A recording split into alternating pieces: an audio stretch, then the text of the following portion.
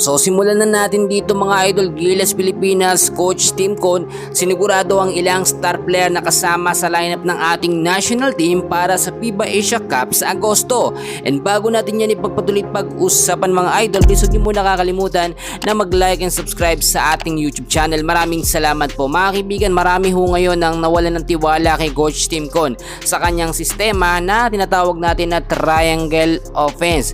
Marami kasing nakapansin mga kaibigan na ang sistema ni Coach Tim Con hindi na naaangkop sa sistema ngayon or alam na ng kalaban. Bakit mga kaibigan? May nagsasabi kung magaling daw ang sistema ni Coach Tim Con, bakit daw talo ang ating Gilas Pilipinas sa Middle East team, sa Taiwan at sa New Zealand. Then recently sa finals sa TNT Tropang Giga, talo naman ng Barangay Ginebra. Take note mga kaibigan, i-explain ko sa inyo mga kaibigan na hindi natin pwedeng ikumpara etong Barangay Ginebra team na hinahawakan ni Coach Tim Con sa ating national team na Gilas Pilipinas. Magkakaibang player po yan mga kaibigan. Doon majority naman ng Barangay Ginebra naglalaro po sa ating Gilas Pilipinas, pero magkaiba pa rin ang sistema at mga player dyan. Unang-una mga kaibigan, alam naman natin na sa Gilas Pilipinas hindi nakapaglaro si Kai Soto dahil na injury siya.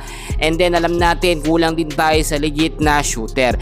Pero ang sinasabi ko sa inyo ngayon, etong nalalapit nga po na FIBA Asia Cup sa Agosto na yan sa Jeddah, Saudi Arabia, ay sobrang pinaghahandaan na ng ating national team.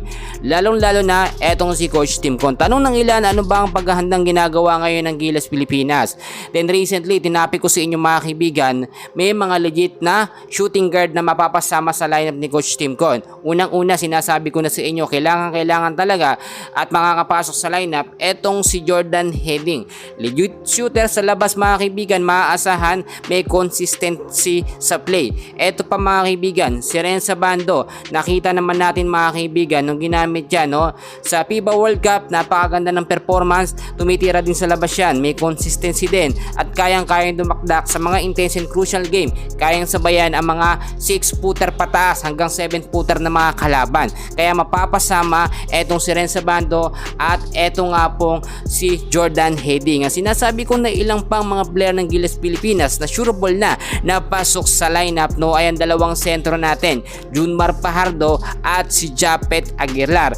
Eto pa mga kaibigan ko, posible magdagdag pa ng additional the big man si Coach Tim Con, which is si QMB o kaya naman etong si Kuwame. Dalawa ang pinagpipilian niya mga kaibigan, kaya may backup talaga tayo ng mga sentro at mas malakas na ngayon ng Gilas Pilipinas.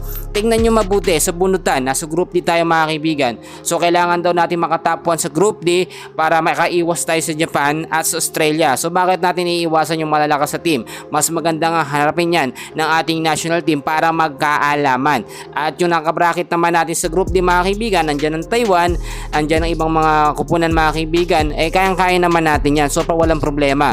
Kaya abang-abang tayo sa practice ng Gilas Pilipinas mga kaibigan. Mahaba pa ang kanilang paghahanda pero kailangan na nang maghanda ng ating national team. Yan muna ang update ko, and please huwag niyo kalimutan na mag-like and subscribe. Maraming salamat po.